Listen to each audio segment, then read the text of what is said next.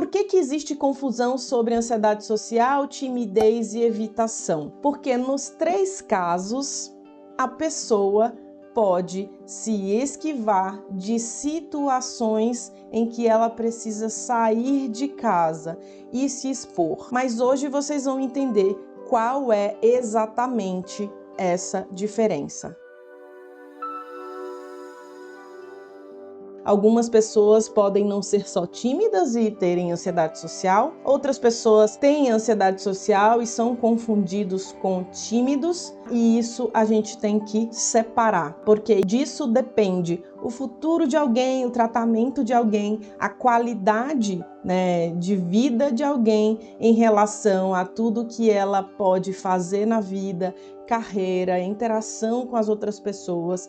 Tudo isso importa quando a gente não trata um quadro como deve ser. Para a gente definir que é uma ansiedade social, existem alguns critérios. A primeira coisa é que uma pessoa com ansiedade social, ela tem dificuldade em praticamente todas, quase 100% das situações em que ela está exposta, em que ela vai se expor socialmente.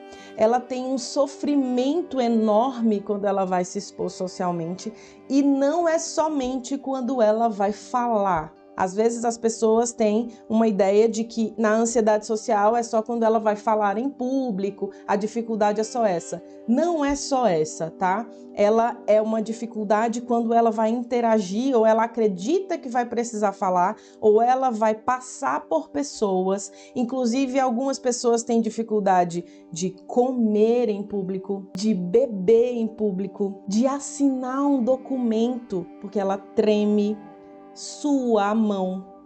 E na ansiedade social, essa é uma preocupação que a pessoa que tem esse transtorno tem. Ela sempre está preocupada, isso é uma característica do quadro, ela sempre está preocupada se os outros vão perceber que ela está ansiosa. Ela está sempre preocupada se as pessoas vão perceber a sudorese, porque às vezes faz sudorese embaixo do braço, cria aquela marca de suor e muita gente fica com muita vergonha. Por quê? Muitas vezes tem chacota, as pessoas falam, tá nervoso, tá nervosa. Isso gera ainda mais constrangimento, a pessoa fica ainda pior. Então ela fica sempre pensando na percepção dos outros sobre a sua ansiedade. E a grande questão, o que mais caracteriza a ansiedade social é a pessoa ter medo do julgamento do outro. Essa é a questão principal. Julgamento é a palavra que vocês precisam guardar. 2 palavras, avaliação e julgamento, para a gente conseguir diferenciar a ansiedade social da evitação, da timidez. A pessoa que é ansiosa, ela está sempre preocupada com o que os outros vão pensar, se vão olhar, vão perceber sua roupa, vão avaliar mal. E esse pensamento causa tanto sofrimento que a pessoa pode ficar pensando sobre aquele dia que ela vai se expor vários dias antes, a ponto de planejar, a ponto de ir no lugar antes do dia do compromisso, só para saber o caminho, para não se atrapalhar no dia. Fica pensando em que roupa vai ser adequada para ninguém olhar. Esse medo faz com que a pessoa tenha um sofrimento muito antecipado ao evento da exposição.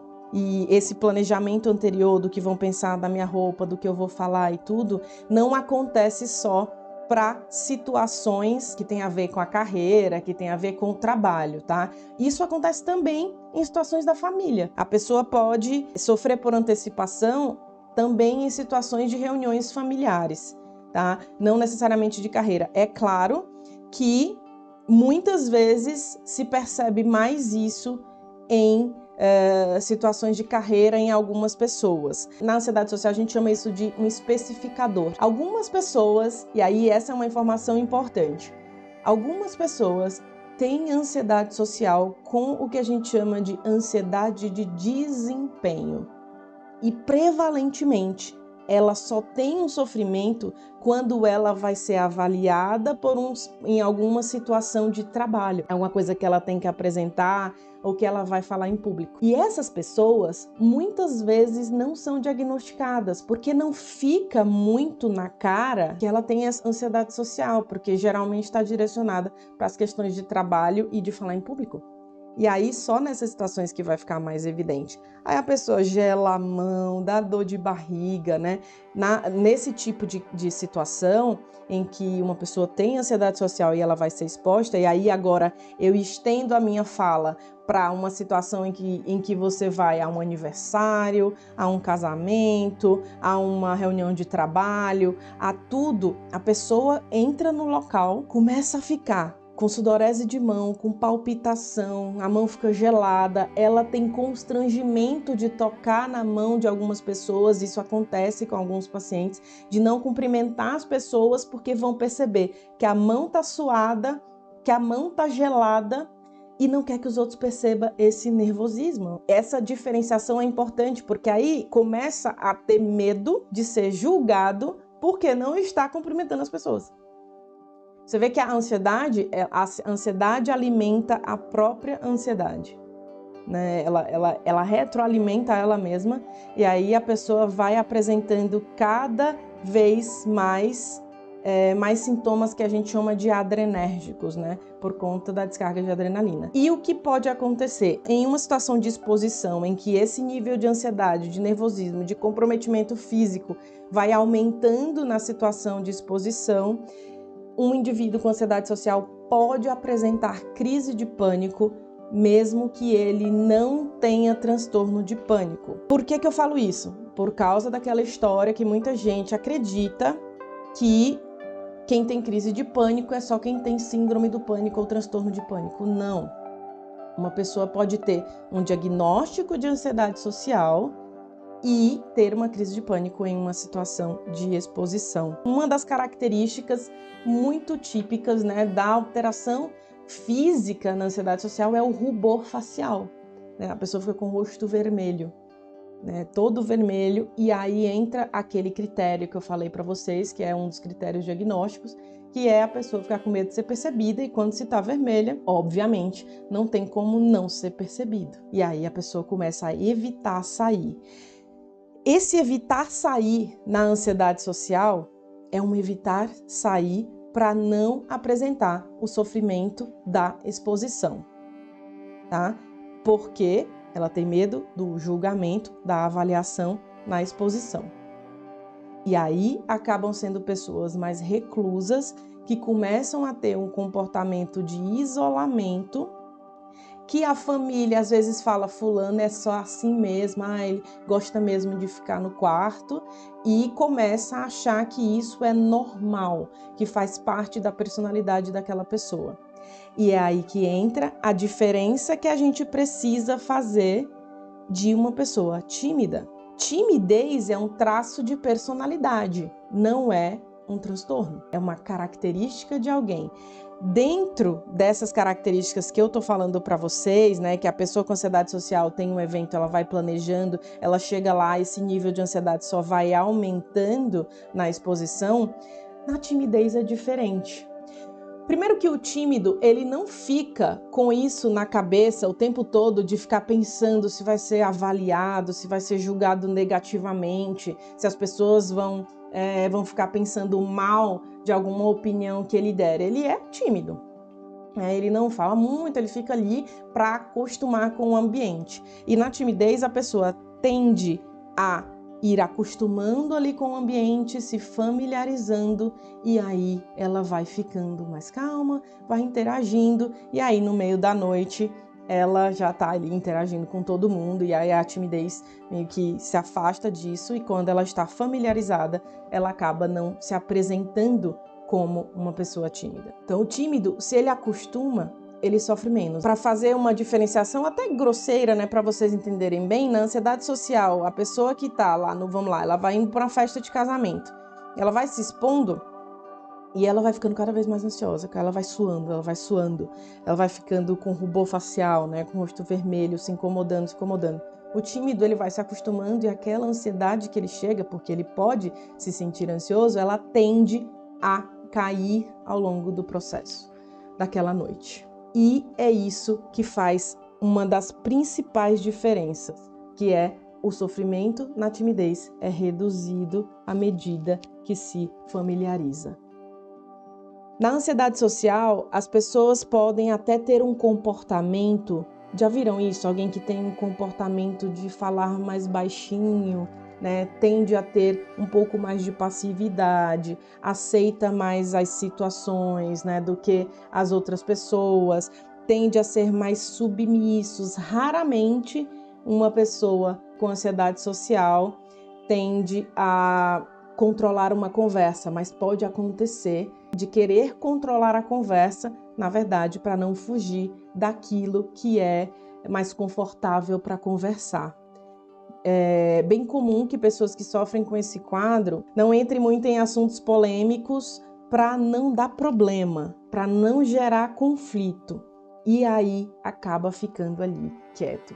Especialmente com homens que sofrem com ansiedade social, é comum ter uma coisa que a gente chama de síndrome da bexiga tímida, que são aqueles que evitam urinar em banheiros públicos, porque geralmente banheiros públicos masculinos, né, eles se veem urinando, é bem comum que não tenha separação e eles acabam se segurando para urinar, ficam ali morrendo de vontade de fazer xixi e acabam não indo para não passar por qualquer situação em que estejam ali em público fazendo isso. Isso não é incomum, tá? E homens que sofrem com ansiedade social e têm esse tipo de sintoma acabam não contando isso para ninguém. Sofrem muito sozinhos com isso, não contam para ninguém, mas estão sempre passando por perrengues por conta dessa dificuldade. E aí, para a pessoa ser diagnosticada com ansiedade social, todas essas coisas que eu estou falando para vocês precisam estar presentes há mais de 6 meses na vida da pessoa, tá? Por que eu estou falando de estar presente mais de 6 meses? Porque existe aquela ansiedade social transitória, né, que é a lugar que você vai e que você não está acostumado, então você fica ali uma ansiedade, um sofrimento antes de ir, mas foi só naquele dia, foi só naquela situação, ou vez por outra você se sente assim. Isso pode acontecer e isso não é critério para ser diagnosticado como ansiedade social, tá? Na ansiedade social, isso acontece muitas vezes, praticamente em todas as interações sociais da pessoa. E aí, qual é a diferença, né, entre alguém que está deixando de sair para não se sentir mal ao ser julgado, percebido, notado, né? Porque os pacientes de ansiedade social, sabe aquela capinha? Quem é daqui da geração que via Caverna do Dragão, né? Na Caverna do Dragão, eu gostava muito desse desenho. Na Caverna do Dragão, eu esqueci o nome da moça, que ela tinha uma capinha. E ela fazia assim, ela sumia, né? Ela ficava invisível. A pessoa fazia assim e sumia. Quem tem ansiedade social queria ser invisível assim com o poder da capinha dela na Caverna do Dragão. Esse é o sonho de quem tem esse tipo de quadro, exatamente para a pessoa queria passar pelos lugares sem ser percebida de fato. E é muito comum, gente, que em quadros, transtornos de ansiedade podem andar em conjunto com outros quadros, porque muitas vezes esse isolamento pode fazer com que a pessoa comece a desenvolver um quadro depressivo. Ela começa a entristecer, começa a não ter prazer em outras coisas. Então não é incomum que esses diagnósticos se juntem e a pessoa tenha outro quadro associado a isso. Por isso que eu falei que a gente tem que saber a diferença entre alguém ser tímido e alguém ter ansiedade social. E aí alguém fala, nossa, eu faço tratamento há muito tempo e não tenho melhora. Tratamento do quê, né? Existem várias coisas que as pessoas podem misturar que não melhoram, né? A ansiedade social, ela precisa de psicoterapia. É muito difícil alguém com um quadro desse conseguir fazer um enfrentamento de situações sem estratégias. Eu sei que pode. Eu tenho paciente que está melhor hoje, que vive muito bem e que, na verdade, não fez psicoterapia. Sim, foi um desafio para ele. A gente precisou usar medicamento, né? Esse especificamente hoje ele é líder de equipe de trabalho, né? Trabalha com tecnologia da informação. Aliás, tem muita gente na tecnologia da informação com esse quadro, né, que optou, e é bem comum, né, nesse tipo de transtorno, a pessoa escolher profissões, né, que ela fique por trás do computador para que ela seja menos vista, tá? Para que ela fique ali na dela sem precisar interagir. Durante a pandemia ficou mais difícil perceber quem tinha esse sofrimento, exatamente porque estava todo mundo trabalhando de casa e, consequentemente, escondeu-se muito por trás dessa possibilidade, né, de trabalhar em casa. Aliás, se vocês conhecem alguém que sofre com isso e não sabe o nome ou não entende o grau de gravidade, eu peço que vocês compartilhem e curtam aí no canal para que o YouTube entenda que esse vídeo ajuda pessoas, né, a compreenderem seus quadros, porque isso faz diferença. E aí, qual que é a diferença da ansiedade social, da timidez, para o comportamento de evitação? O que é comportamento de evitação? Comportamento de evitação é o comportamento em que a pessoa evita situações em que ela acredita que vai passar mal, se sentir mal, que é muito comum em pacientes com agorafobia. A agorafobia, que quase sempre acompanha o paciente com transtorno de pânico, que é o medo de passar mal, e não ter quem socorra, não ter alguém que vá ajudar naquele momento, ficar muito exposto em lugar aberto, não conseguir fugir. Tudo isso uma pessoa com agorafobia pensa. E aí, vamos pensar na diferença. Essa pessoa está evitando sair porque ela tem medo de passar mal e não ter socorro. E aí ela prefere estar na companhia de outras pessoas ou em um lugar em que ela saiba para onde ligar, o que pode ajudá-la, saiba o que fazer, que geralmente é dentro da própria casa. E alguém com fobia social não quer sair, não é porque pode passar mal e não ter ninguém para socorrer, é porque ele evita ser julgado na exposição. E nesse caso, muito comum o agorafóbico querer companhia, querer estar perto de gente para ser socorrido, né? Fica lá perto do parceiro, da parceira, anda sempre com alguém, nunca anda sozinho porque tem medo de precisar de ajuda. O fóbico social, ele quer ficar sozinho, é um alívio. É uma coisa agradável, inclusive, para a pessoa. Ela não quer pessoas próximas, né? Pessoas muito perto, pessoas falando, pessoas pedindo opinião, né? Querendo saber o que ele acha, o que ela acha, né? Isso, na verdade, a pessoa evita. E na agorafobia é o contrário, ela quer estar normalmente perto de quem pode socorrê-la, de quem pode acudi-la, ou de alguma situação em que ela tende a saber o que fazer. Então, a diferença é essa. A evitação da agorafobia é para ter pessoas perto e não ficar em uma situação em que ela não possa ser socorrida. E na fobia social é porque ela não quer estar exposta a pessoas que podem julgá-la e, portanto, gerar toda aquela sensação física que eu descrevi para você no começo. E aí, nesse caso, para essa pessoa, ficar sozinha é alívio, não é angústia. Quem tem agorafobia é bem comum que tem angústia ao ficar sozinho, né? Tem medo de passar mal. E aí, como é que trata, né? A agorafobia, geralmente, a pessoa sofre o tempo inteiro. Precisa, dependendo do nível de gravidade de evitação, precisa de medicamento. Outras pessoas não precisam de medicamento. Podem tratar com estratégias naturais e psicoterapia e mindfulness, tudo isso, né? Coisas que se juntam. Pessoas que têm um quadro que não é grave, ou seja, não compromete a vida da pessoa, não compromete a vida profissional dela. Ela até consegue sair de casa, mas tem sofrido, dá para utilizar estratégias não medicamentosas ainda.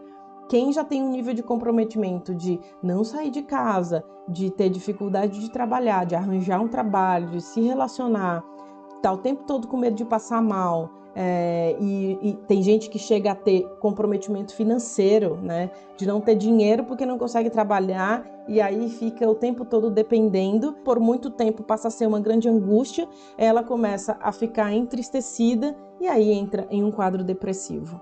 E por que a gente tem que falar de tudo isso e falar que pode misturar? Porque muita gente tem mais de um diagnóstico e acredita que tem um só. E não expõe isso, né? Não tem com quem falar isso, por isso que você tem que falar de todos os sintomas, passando em consulta com alguém, né? Buscando a ajuda de um psicólogo, de tudo, porque aí a gente vai entender de fato o que está acontecendo. A pessoa entende direito o que está acontecendo e vai percebendo que não tem nada a ver com fraqueza, não tem nada a ver com uma dificuldade comum que todas as pessoas têm, porque a pessoa também fica se julgando, né? Ela fica dizendo, nossa, todo mundo consegue, né? Todo mundo consegue passar por isso, eu não consigo. E esse julgamento de si mesmo, né?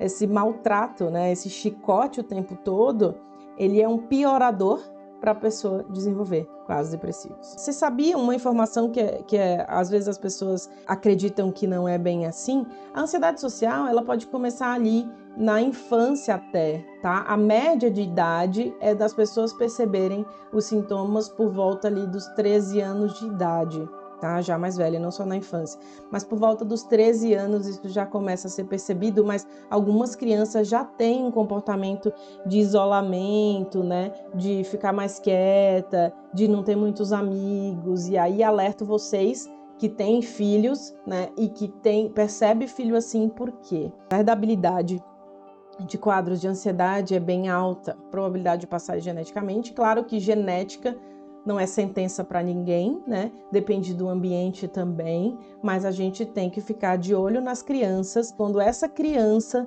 tem um parente de primeiro grau que tem fobia social, ou na verdade qualquer outro transtorno de ansiedade. Então, o maior entendimento é palavra-chave para saber se tem a ver com ansiedade social: medo de julgamento. Na timidez, não há um medo de julgamento. Ela vai melhorando à medida que a pessoa se familiariza com o ambiente. A evitação que acontece nos quadros de agorafobia é o medo de passar mal, não tem a ver com ser julgado. E normalmente a pessoa se sente melhor com companhias, com alguém que possam ajudar. Na ansiedade social, a pessoa se sente confortável quando está sozinha ali no seu quarto, só com as suas coisas. Isso é importante diferenciar, porque o tratamento, o caminho, as estratégias que serão estabelecidas dentro de uma terapia, dentro de um projeto de tratamento muda. Entenderam, gente? A diferença entre ansiedade social, timidez e evitação, isso muda, né? Para a pessoa perceber que precisa de ajuda e saber quando que é normal. Se você é um tímido, provavelmente você não tem todos esses componentes que eu citei aqui.